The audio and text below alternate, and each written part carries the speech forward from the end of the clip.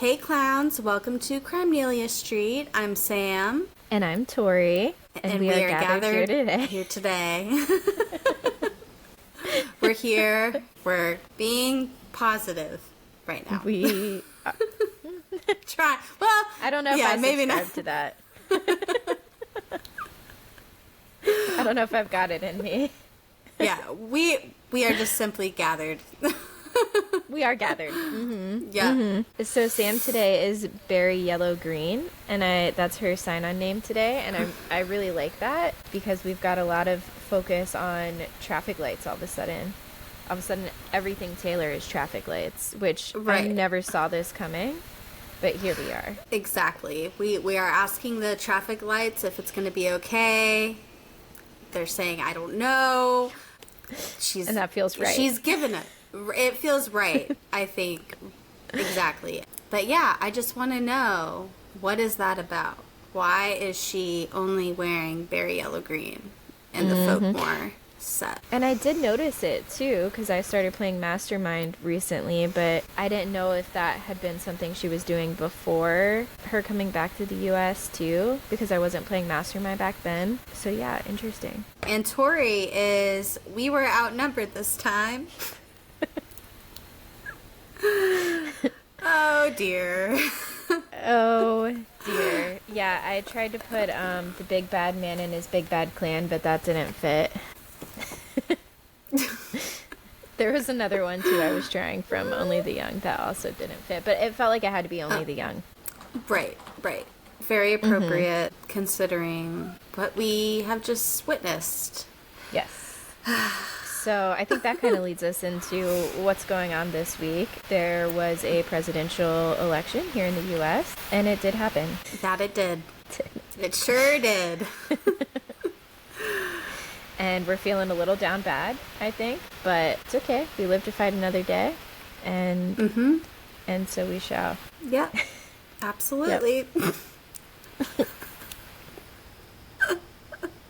We're fine. This is fine. Feeling a little manic.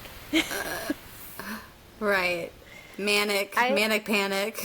I just want to know, are we wearing black for the next 4 years, or are we going full Handmaid's Tale robes? Right, and I was thinking the black Handmaid's robes would be great. And then maybe for the bonnet, we could I guess just do black for the bonnet as well. Might as well. Anything but red. Anything but red right now. Absolutely. Oh dear. Well, we usually start with happy stuff, and I don't think I have anything this time. It's just, I do think it's weird how, that morning, I literally woke up, at 4 a.m., and I keep on hearing everyone was waking up, super early, and it was just, this collective thing that happened, and that was a rough morning. It felt, really weird. Yeah, all the witches knew. It was like something clicked in our mind, and we said, we have arisen. Right. Fuck. Yeah. Fuck, for sure. Yeah. Oh my gosh. Well, from sad stuff to sad stuff, I think, this week. All right, well, we'll end on a happy note. Things to look forward to. Yes. That's what I was going to say, too. We'll have some clownery at the end and a little upbeat. We just don't have it in us to be happy at the beginning and the end today. But there's only so much. Yeah. Okay, so tonight we are going to be talking about Madeline Soto, which is an ongoing case. It's very recent. It happened near me in Central Florida, so it's been in the news a lot and stuff in this area, kind of. I actually didn't even hear about it from the news. I heard about it from a Tinder boy who actually went to school with Madeline Soto's mom, Jennifer. So he was he's kind of close to it personally himself, I guess, because he went to high school with her. So okay, interesting. Yeah. And it also got me thinking too, like, I don't know, I know gets talked about a lot in true crime, but it's just so interesting, like, which cases get that crazy, like, national attention and which ones don't. Because Madeline was missing for some amount of time, and I mean, I never, even though I'm just an hour away, I never heard about it. It did get a decent amount of news coverage, but I never heard about it. Gabby Petito, I couldn't not hear about it, you know? Right. So you said you did hear about it though, where you're at, right? And you're like across the country. Well, it was through TikTok. I heard about it, so I didn't hear about it on like the news or from someone here type of thing. Right. So yeah, interesting. I don't know if just because I'm just like on the general true crime TikTok or side of TikTok.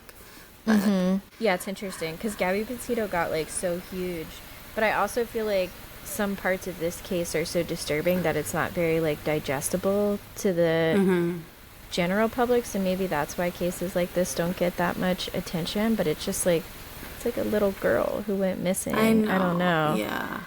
Yeah, maybe also for the Gabby Petito thing, it's like we didn't know what was his name? Was it Brian? Is it Brian? That's a good point.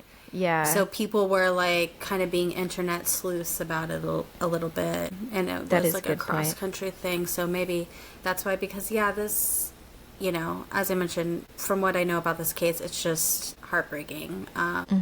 So trigger warning for this case for violence involving a child and sexual abuse involving a child. So if that's something that you don't want to hear about, then you probably just want to skip this whole episode, honestly. Okay, so, and this time Sam and I are doing something a little bit different too. I've got some photos that Sam is gonna pull up and look at as we're going through this story, and maybe we can put those on our Instagram too, so that others can do that as well as they go through it. Okay, so February 26th, 2024, so it was just the beginning of this year. Seemed like a normal day for Jennifer Soto. Her boyfriend Stefan had driven her daughter Madeline to school that morning while Jennifer slept in because she had recently started a new job at Disney, and the new job was keeping her up late and she hadn't been sleeping very well.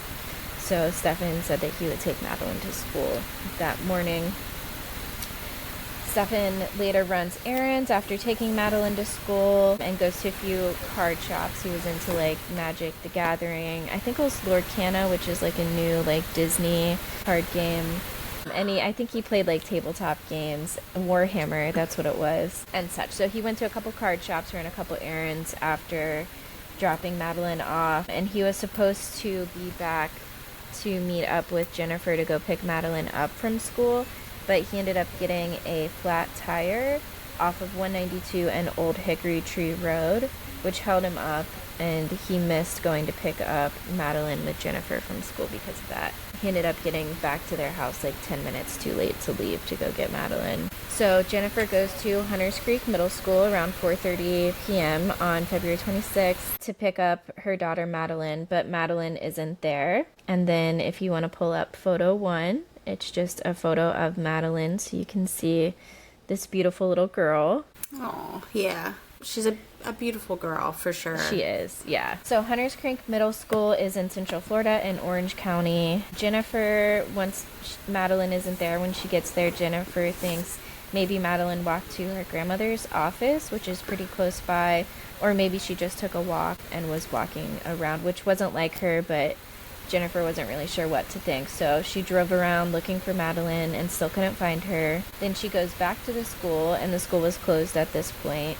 So she contacts Madeline's friends, and none of them had heard from Madeline. And then she reaches out to some of Madeline's teacher via an app that she had on her phone for parents to be able to communicate with the teachers. One of Madeline's teachers gets back to her and says that Madeline wasn't in their class, and then the teacher goes on to look through Madeline's attendance records for the entire day, and it seemed that Madeline hadn't been to school at all that day. So Jennifer calls 911, and Madeline was officially reported missing around 8 p.m. that night, February 26th. And then now you can look at photos 2 and 3, which is just Madeline and Jennifer, and then it's Jennifer Soto talking to the police too, is the third photo. Okay. The day before February 26th, on February 25th, Madeline had just celebrated her 13th birthday with family. Jennifer was unable to make it to the party as she was in training for a new job and couldn't get off in time, and I guess she wasn't able to request time off yet because she was still in training. And then her boyfriend Steven ended up getting back to their house that night before Jennifer did, so when Jennifer came home it was just Steven and Madeline hanging out downstairs, and then it was pretty late. I think it was like 11:30, and they all went to bed shortly after that. The last time anyone saw Madeline was Jennifer's boyfriend, Steven Stearns, who dropped Madeline off at school that morning, the day Madeline went missing. In initial interviews, Jennifer says, "We dropped Madeline off," but later tells investigators that she was not with Stephen or Madeline that morning. There was thought to maybe be footage from Peace United Methodist Church parking lot near the school that showed Madeline getting out of the car and heading in the direction of the school. Stearns said Madeline was embarrassed of his car and wanted to be dropped off a few blocks away from school to not be seen in it, which my brother used to do this when my older brother when he was younger, so I think that that is a thing kids do. Mm-hmm. Stephen said that he dropped Madeline off at a church kind of near the school. It was about a 2-minute drive away, and if you look at photo 4, it shows the map from where he dropped her off to the school. And It's interesting because it seems a little excessively far. Right. She has to go like under an expressway. And it's a 2-minute drive, so that's got to be at least like a 10 to 15 minute walk. Mm-hmm. That just seems odd. You would think it'd be like right around the corner or something. Right. Like, because I see like Twinwood Lane. That might be some like kind of office buildings or neighborhood or something that he could drive. Yeah, it is odd.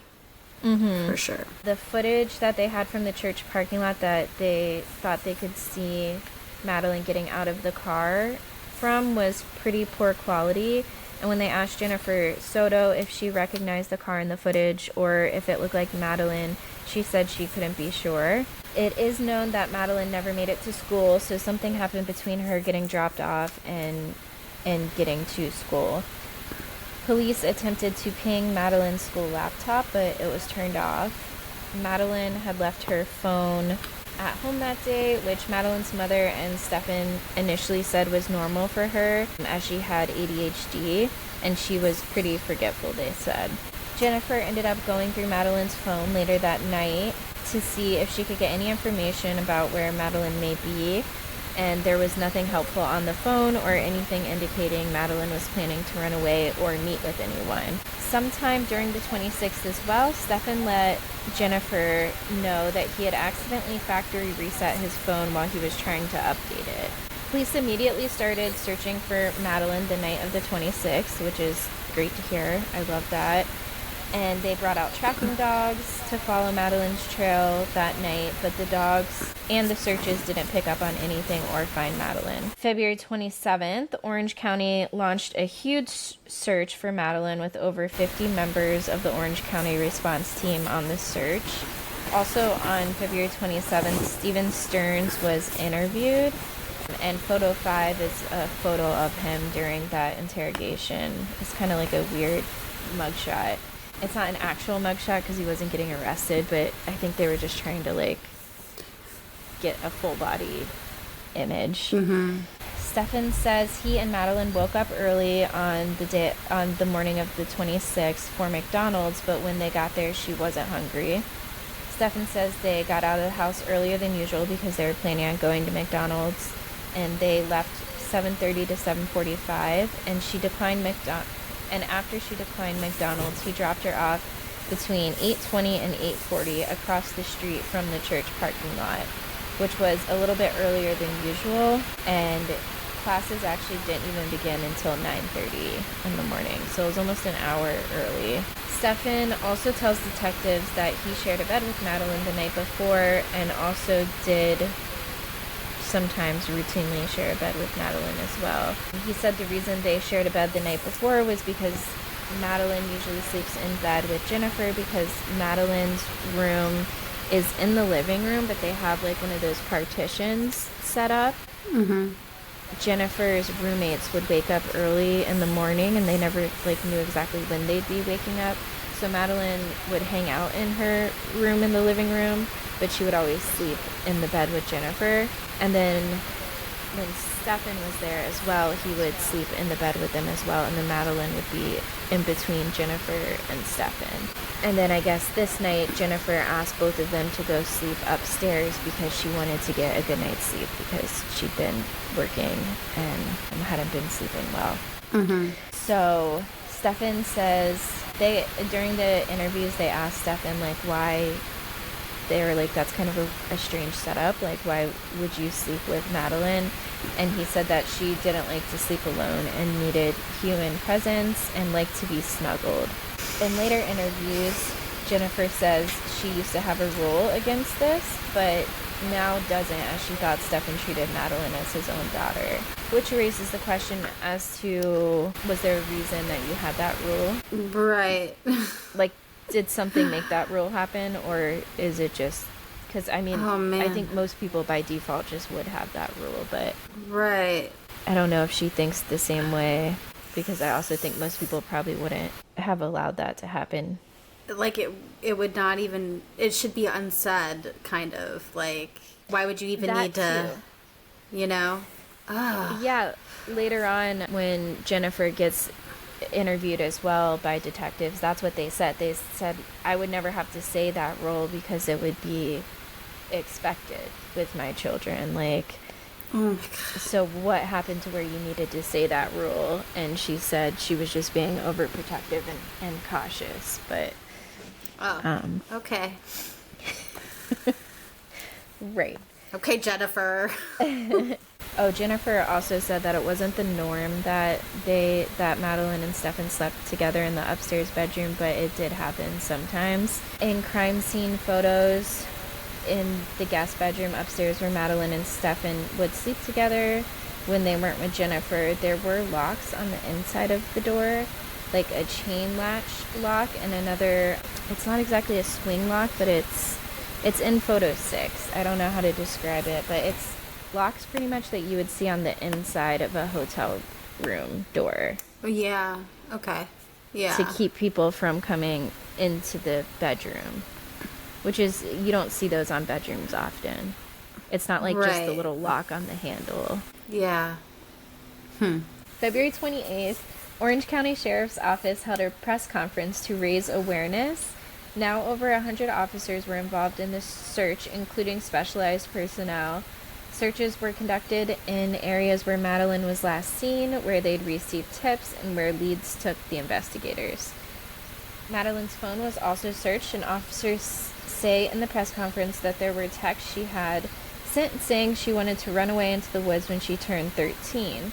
Her birthday was on February 22nd, so we're about 6 days out from her birthday now. And then that raises the question, too, as to why this 13-year-old girl wants to go live in the woods when she turns 13.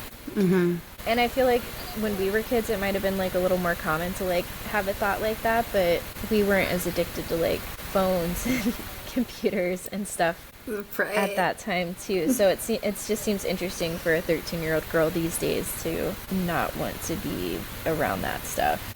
Yeah. Like what would cause her to not want to be home, you know?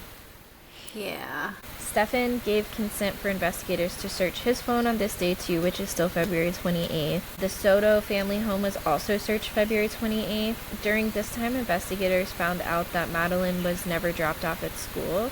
I'm not sure how. I just saw this note that this is the day they found that out. Stearns and Jennifer Soto went to a hotel room that night, and they also met Stefan Stearns' dad. He stayed in a different room at the same hotel.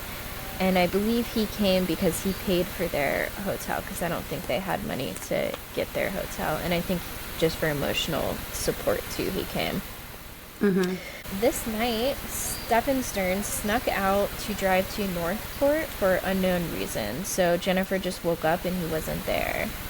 And then I guess they found out that he had gone to Northport. February 29th. Stearns was not charged at this time with anything relating to Madeline's disappearance. However, He was arrested, and he was named as the prime suspect in Madeline's case. And photo 7, you can see his mugshot. What he was charged with was sexual battery and possession of child sexual abuse materials, and he was given no bond. Good. Mm-hmm. Yep. God, I just, like, his face just makes me nauseous looking at. Ugh. I know, dude.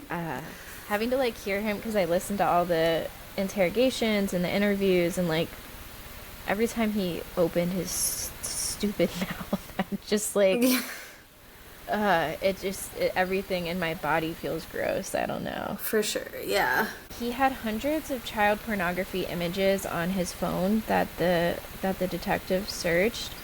There was proof that he attempted to delete some of these photos prior to his phone being searched, and some of these photos were taken in Soto's home.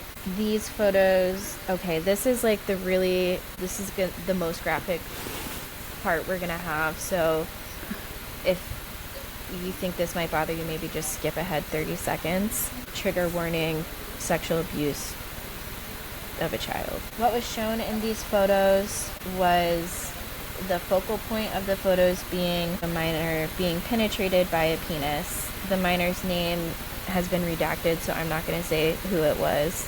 And there were distinct markings on the penis with pinkish colored skin below the head of the penis and down about half of the shaft. Investigators observed some of these same sheets and clothing that they observed in the photos in the family home as well.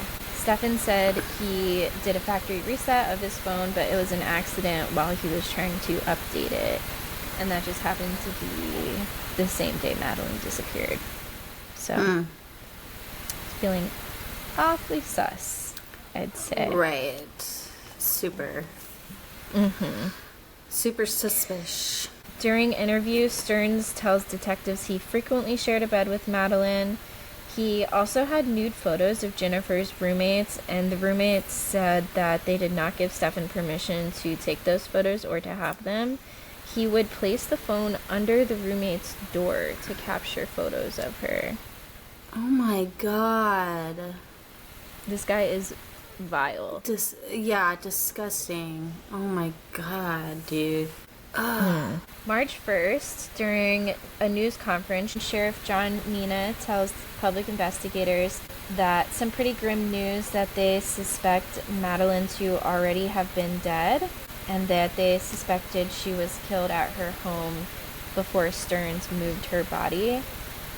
Investigators share that they don't think Stefan ever took Madeline to school that morning, and the video footage they have, they don't think was Stefan and Madeline at this point. There was video evidence, however, showing Stearns throwing Madeline's backpack into the dumpster around 7:35 a.m. on February 26th, and her backpack was later found that day in the dumpster, and it had her school computer in it as well, which is the one that had been turned off. Mina told the public there was video evidence of Stearns returning to the apartment complex that they got on CCTV that day at 8:19 a.m. and what they think to have been Madeline's body visible in the vehicle in the passenger seat.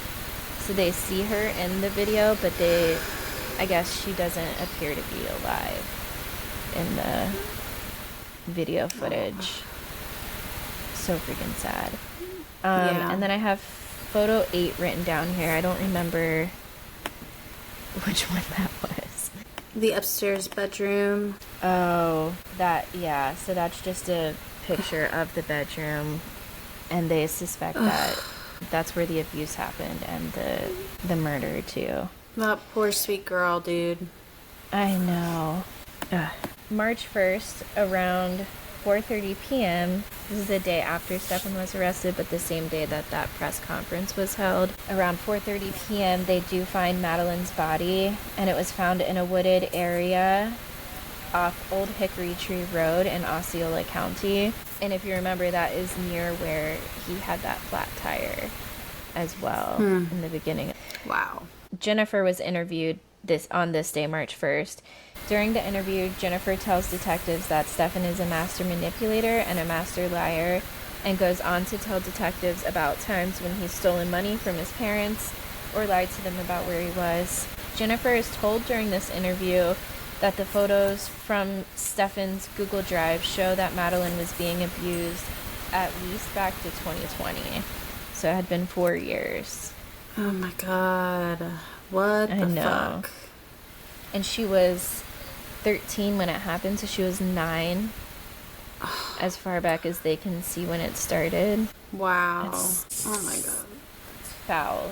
An event was referenced by officers during this interview with Jennifer when I guess it was when they went to search their house, I think, back on February 28th. They had shown Jennifer photo evidence of Madeline being sexually assaulted by Stefan and being forced to perform oral sex on him. Now remember the distinct marks on his penis, so Jennifer would have known that was Stefan. Mm-hmm. It would have been identifiable. Jennifer and Stefan then had to sit in their car for 4 hours, and I don't know if they were required to stay there by officers or if that was just while they're trying to figure out what to do as far as getting the hotel room. During this time, Jennifer told Stefan that he should get a lawyer. Bitch. Right. Wow. And there was one interview where cops are kind of hounding her about this moment, and they're just like, what were you guys talking about? And she's like, well, I said he should get a lawyer. And they're just like, how could you prioritize his safety and well-being over what you just saw happen to your daughter? Yeah, I would want to kill the guy, dude. No fucking way I'd be in a car with him. No. I'm going to get a hotel room with him. That is disgusting. Mm-hmm. And the detectives were saying, how can we trust you that you're not still prioritizing him? Because you clearly did that night. Right. And she said that she knew that happened because she saw the pictures of it and it wasn't okay, but she thought they were chasing down the wrong person for her murder, and that's why she thought he should get a lawyer. She thought they were wasting their time. Really, Jennifer? Oh my God.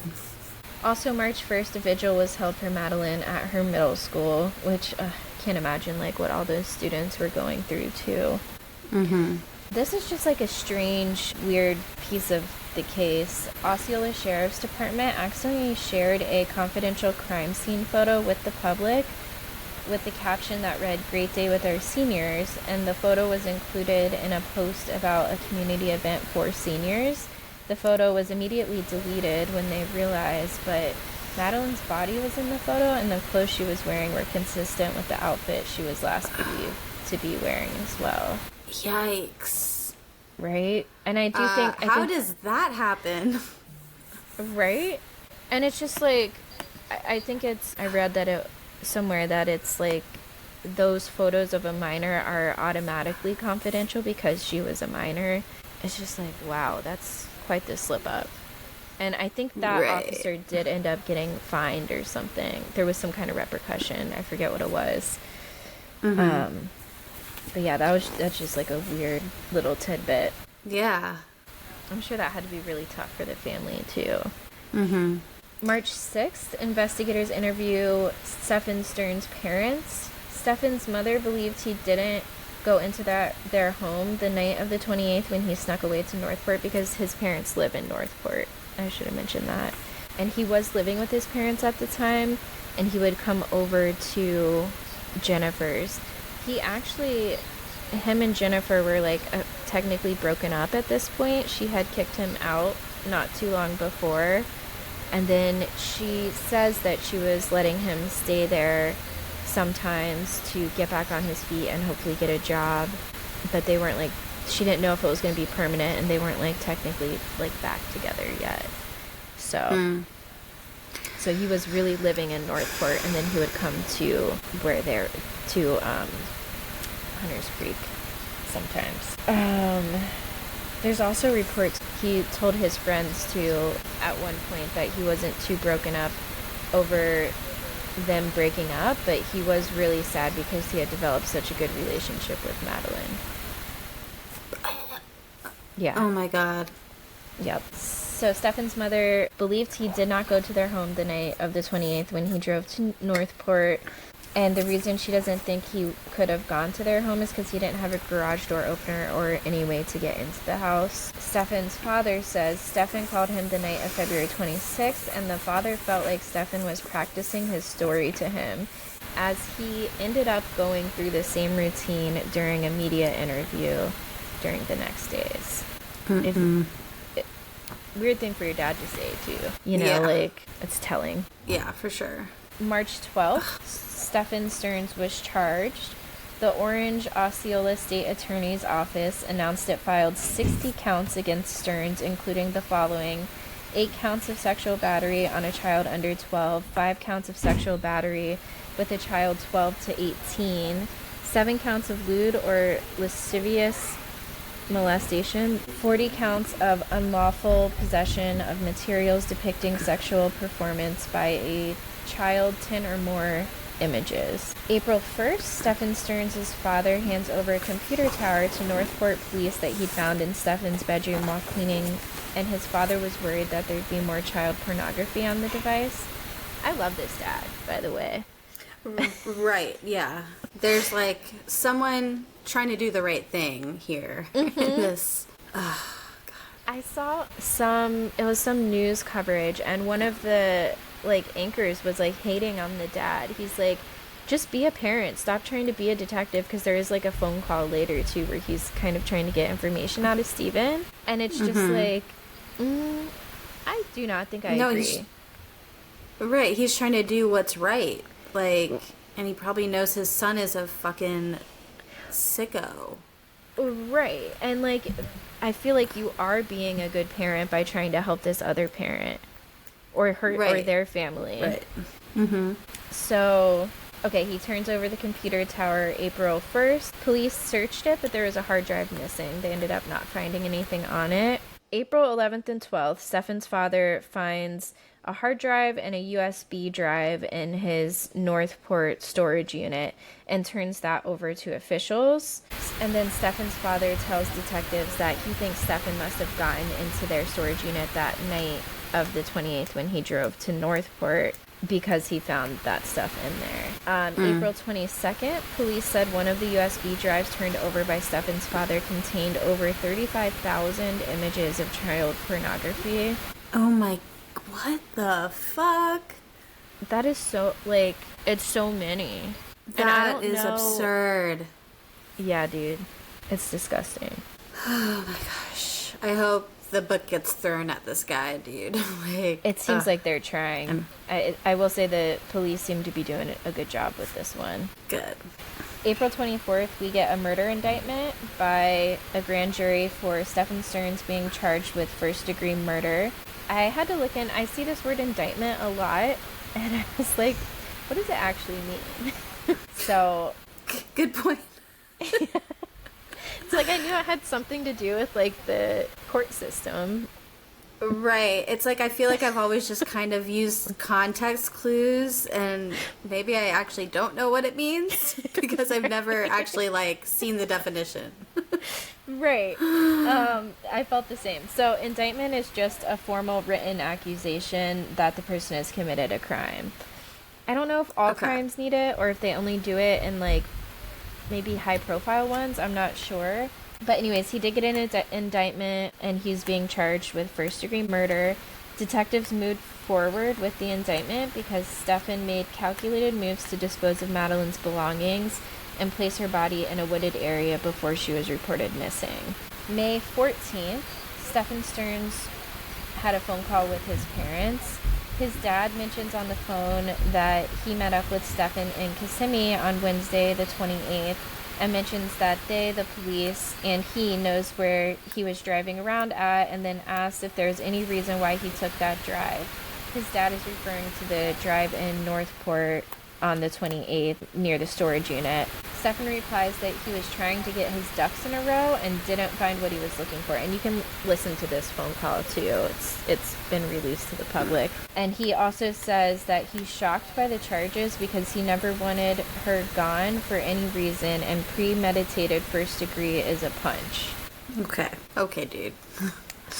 sorry that hurts. Like, Yeah. it doesn't make it any better that you never wanted her gone. It just seems like the way some people think, like Jennifer and just like their logic that they're using for this is just, it blows my mind. Like, do they really think like that? Are they just trying to put on a front? And are they just trying to cover Yeah. It's interesting. Right.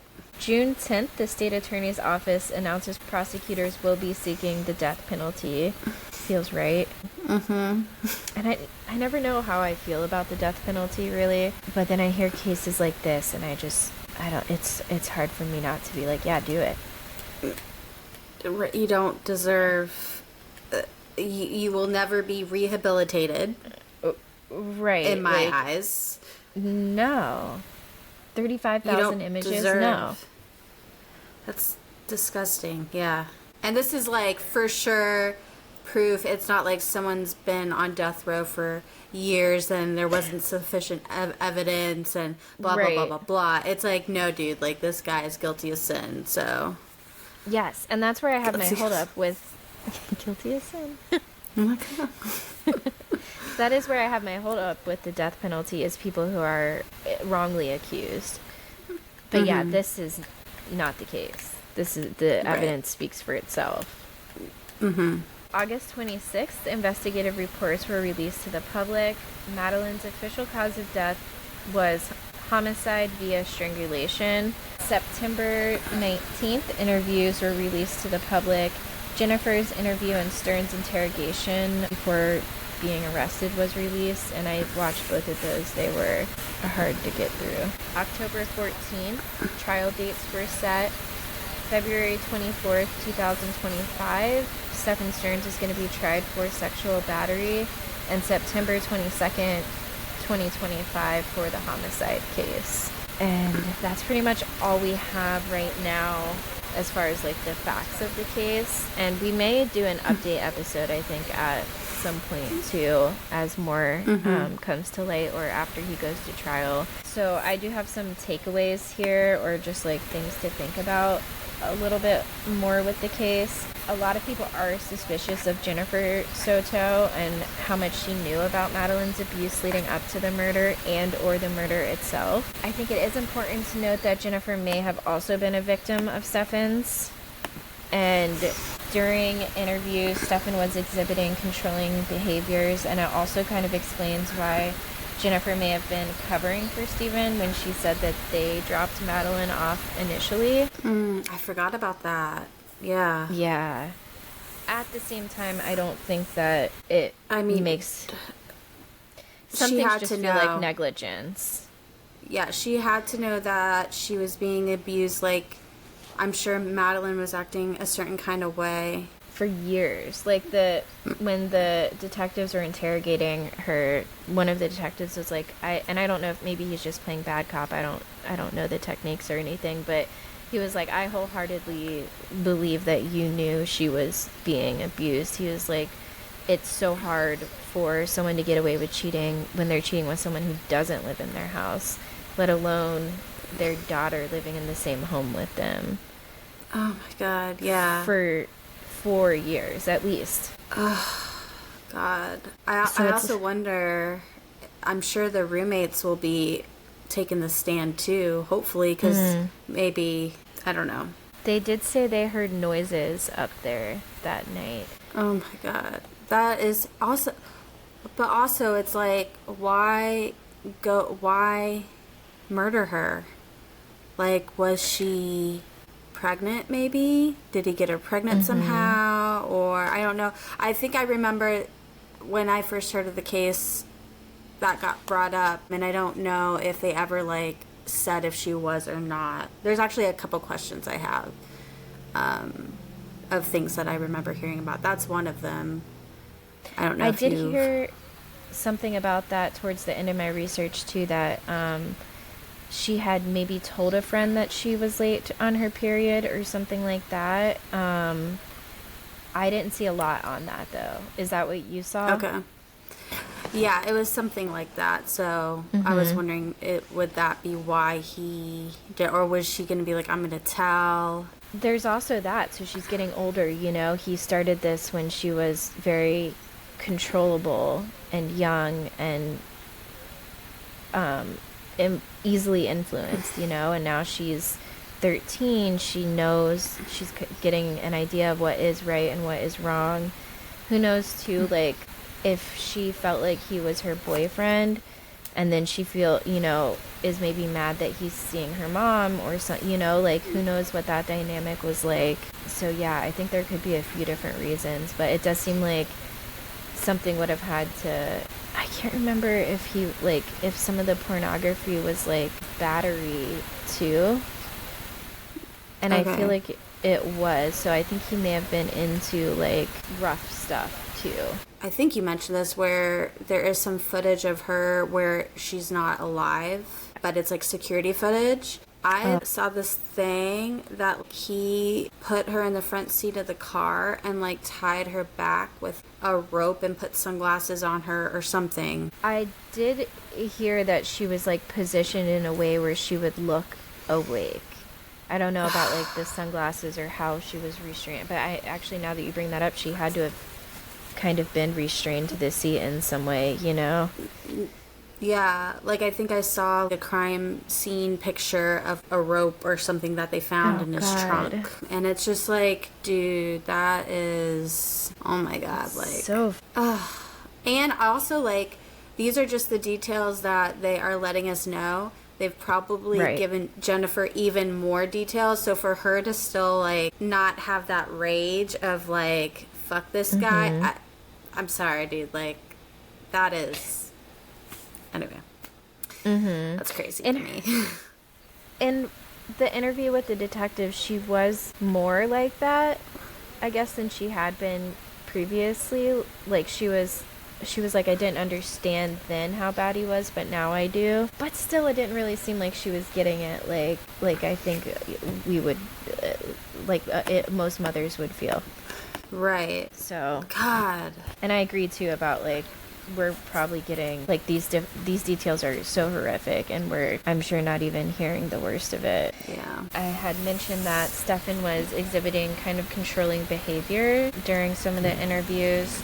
And there was an interview when Madeline first went missing of, oh my gosh, this one, when you hear it, it just makes you so fucking mad in hindsight, because they interview Jennifer first, and she's like shaken up, but she's not like bawling and stuff. She's like more in shock, I think. And then they go to Stefan, and this is the night, I think, that she went missing, or the next day. It had been 24 hours, so it was the next day. And they ask him questions about Madeline being missing, and Stefan is crying to reporters about her being missing and saying how he's scared how scared he is that she's gone. Reporters ask if he's blaming himself, and he said it's hard not to. He says she's a very sweet girl who brings them a lot of joy, and his world is turned upside down now that he's not feeling her presence here. He asked potential abductors to please be nice to her and bring her home, and he says he's in a living nightmare right now. It's just so, oh my God, you want to rip his eyes out when you hear it. Right. Oh my God. It's crazy that he's almost, well, of course he knows what he's done, so he's trying to act a bit and probably feels I'm sure he feels some kind of guilty, but he's almost reacting more than like the mom is, like, too, which is so sick. I found interesting, yeah. And maybe, like, I don't know, like, what, a normal reaction under these scenarios are. I'm sure there's, like, psychologists and stuff who do, but yeah, I wonder what is more normal, to be more like in shock like Jennifer, or kind of hysterical like Stefan was pretending to be, or was, but for the wrong reasons. Yeah. It is interesting too to think about the text that Madeline sent to her friends about wanting to move to the woods when she turns 13. It's kind of suspicious, and it's like, was Stefan somehow behind that? Like, was it part of the premeditation? in some way. And like we don't know enough about the text or who they were from or to know any of that. Oh, interesting. Yeah. And when did she text that? Do we know when? I think it was within a week or so, because she just said when she turns 13 she wants to go live in the wood. Yeah, we don't know when. Huh. But it seemed like it was recent. Let's see. Oh, and then also the flat tire right off Old Hickory Road. It's weird that he had a flat tire there. It's like, did he actually get a flat tire, or was he trying to use it as some excuse to like hang out around there and get something done? And then he also like said that he messed up when he was using the jack and somehow injured his hand. And I wonder if he was trying to cover up some kind of wound from an altercation of sorts. Again, we don't know enough to like, I heard Jennifer say it in an interview and I heard him say it in an interview, and it was just weird. They almost said the same exact sentence, almost like it was rehearsed. Ugh, So yeah. I don't know, that just felt weird to me. It stuck out. I listened to a podcast called Hidden True Crime. Have you ever heard of it? I don't think so. I hadn't either. It's a married couple, and it's Lauren Matthias, I think, who's a TV reporter, and I think she does like true crime, like she follows cases and trials and stuff. And then Dr. John Matthias, who's a criminal psychologist, and he kind of goes over some of the interviews and just picks up on like different moments of like hearing Jennifer and Stefan talk. One of the moments he picks up on during an interview, Jennifer is asked about Madeline's mental health. Jennifer says Madeline was at one point diagnosed with autism, and they had her reevaluated at some point, and they were told that she is not autistic but has autistic traits, and she is actually ADHD or has ADHD.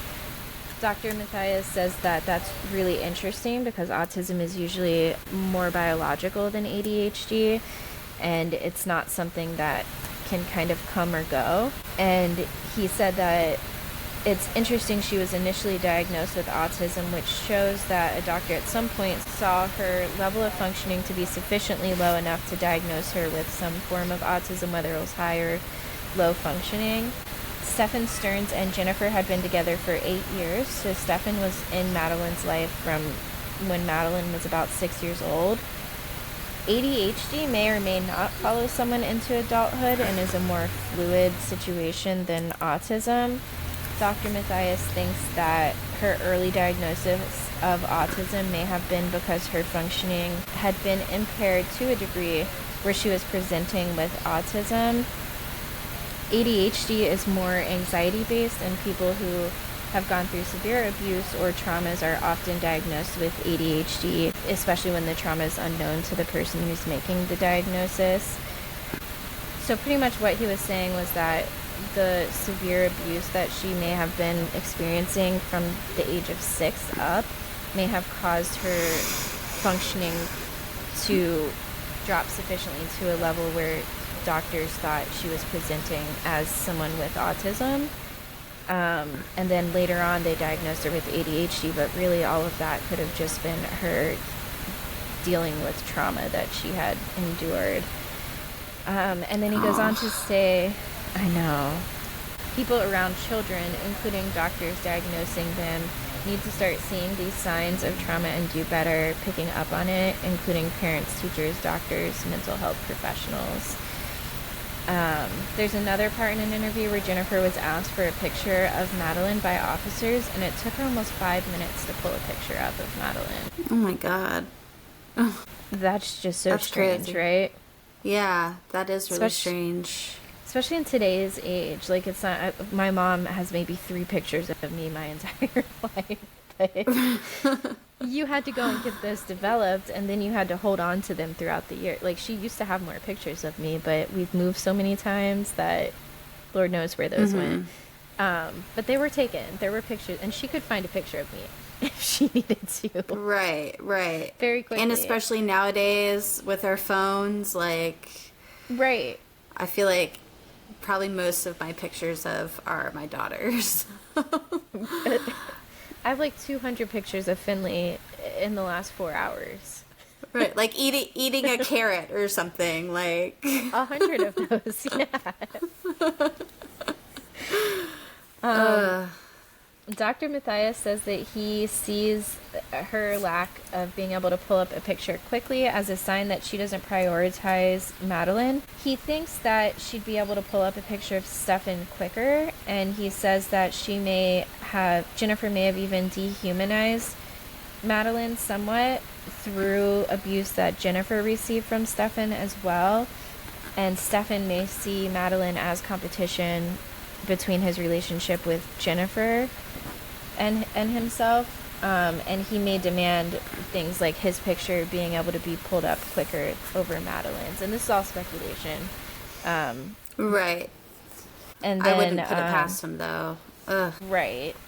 And the doctor feels that there is some kind of cohesive control or domestic abuse going on between Stefan and Jennifer as well. Then he does go on to say that if it is an abusive relationship, why doesn't Jennifer come forward at this point? Like, he's in jail, he's not getting out, he has no bond, looking at the death penalty, and the only reasons he could really come up with is maybe she knows something and she doesn't want to be pulled into it. Dude, I think she knew, she definitely knew the whole time that, like, she was almost using Madeline to keep him close as well. I know. Something is not all there with this woman. Oh my God. I mean, for 4 years under your own roof, it's so hard for me to imagine that you didn't have an idea. Right. At the very least, an idea. And if you had an idea and you're letting your daughter sleep in his bed alone. Exactly, yeah. Yeah. Oh my God. And fucking never. I just cannot get over her telling him that he needs to get a lawyer, dude. Like, that is crazy. It's telltale. And sitting in the car. They'd have to buy him a cab the fuck out of there, or lock him up, or lock me up. Right. Someone had to be separated if that had happened right. to me. We would be going feral, dude. Yeah, something's off. Yeah. And it is important too to note that in all the photos that were taken in the home, Jennifer was never in the photos. So that is relieving, at least, because I don't feel like I would have been super surprised if that was the case, but it seems like it isn't, so that is good. But yeah, that's all we have to date. Just so sad. A story of I don't want to say neglect, but it kind of feels like, I don't know, there's a different word I feel like that makes more sense, but right, ignorance, but like, I don't know, it's fucked up. Like malicious ignorance. Right. Yeah. Yeah. Like intentional ignorance. So happy stuff. I think we've got one bit of happiness in us.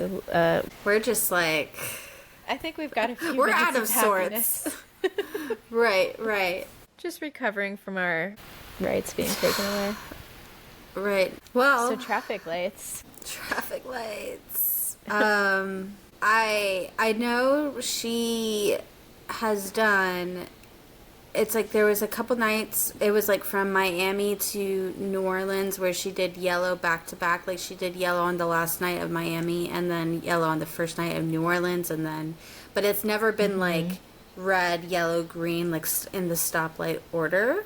Right. So I wonder if that will be something that happens. I just I can't believe there's only 2 cities left. No. It hurts like, every time I think about it. What is it, 9 shows? Yeah. What actual days of the week? Because it's like... And so what we're talking about is Taylor wearing the folklore dress. And she's only been wearing the berry yellow and green, which is red, yellow, green, but she hasn't worn them in either of the right orders, not green, yellow, red, and not red, yellow, green. So it's like, is she going to do red, yellow, green, and then it's go, we get some kind of announcement? Also, there's the 1989 outfits that she's been doing a lot of the solid colors. And she's worn the solid from, I think it's from the first night in Miami. The solid colors she's worn are the colors of the Taylor's Versions albums in the order that they were released. Yeah. So then next would be solid blue for 1989, and then do we finally get solid green for, who knows, either debut or do we get solid orange for, but I don't know, we don't have an orange, right? Because it's orange red. That's the same one. Right. I think so. Okay, so never mind. Ignore the orange one. But yeah, maybe solid blue into solid green, which we have been waiting for. Yeah, that would be really cool. And then with the traffic lights too, she has sang almost all the songs that have any reference to traffic lights as surprise songs. Was that only in Indianapolis? I think it may have been. I think so. She did Death by a Thousand Cuts on the last night, right? Yeah. And she sang My Body, My Choice, too. Like, she changed the lyrics. I didn't realize that. Wow. Right. I love her. Interesting little tidbit. Yeah. Also, there was something that she did when she sang Clean, and she changed the lyrics, and you were like, did she just saying that's how you get clean? You like texted it. Yeah. And I was like, oh my God. And then she also said, just because you're clean don't mean you don't miss him or something. Like, she changed. I love it that she's like changing the lyrics up a little bit. Yes, and like, because she's been doing mashups that it's like, oh my God, those two songs go together so well. But now she's actually in the same like line of lyrics, including lyrics from both songs. She's like they're getting more mashy. Right. She's mashing them up, like, not just neatly placed side by side. She's like mixing. Yes, it's so cleverly too. That's how you get clean. It's like, no, she didn't. Oh my God. Yeah. Love that. That was probably my favorite of this recent, since the U.S. songs have come back. Nope, U.S. since she's been back in the U.S. Yeah, I like totally understood. Yeah. Traffic lights and solid colors. And then she's also been switching up the boots. She's wearing 3 colors a night sometimes. The Mardi Gras made sense. I don't know. I've said that sentence so many times. But she did it like the next 2 nights too. And then it's like, Taylor, why? You're not doing New Orleans colors anymore. You were just doing this to hurt my brain. Right, to mess and I love with us. Like, right. At least boots aren't included in the mastermind thing, or maybe they should be. I don't know, but to be now. Right, maybe they should. And I do wonder if we'll get. I've heard people say, well, you know, what if we get a green? Because it's been a red snakes, and then gold kind of yellow snakes, and will we get green snakes? And it's also like, whenever she does sing rep songs, the lights glow green. The green snakes would be pretty cool. I would like that. I am still like, do you think she's ever going to wear the tall boots one that's in the intro when she... Oh, I know. I don't know. Is she going to break it out on the last night? Like, girl, you're only going to wear that outfit one time? Right. We had Old Stinky for so long. Right. Are we going to get 2 before it's over in the next 9 shows? There's no way, right? Right, yeah. Or does she end it with just Stinky number 2? Right. Oh my gosh. I guess we'll find out soon, in like a month from now. Ugh. When's the next show? It is Thursday, November 14th, so next week. Yeah. In Toronto. My hometown, pretty much. And then 6 shows in there, and then just the 3. Hooray! It's fine. Oh my gosh. Okay, well, that's the traffic lights, and Yeah. we're excited. We're not sure what to do with ourselves after the Eras tour, but we'll figure out something out to clown about. Exactly. There's going to be something, and we'll be fine. We'll be just fine. All right. That's it for today's episode of Crimenelia Street. You can follow us on Instagram at Crimenelia Street or on TikTok at Crimenelia ST Podcast. And feel free to send us an email at crimeneliast@gmail.com. Until next time, clowns. Bye, clowns.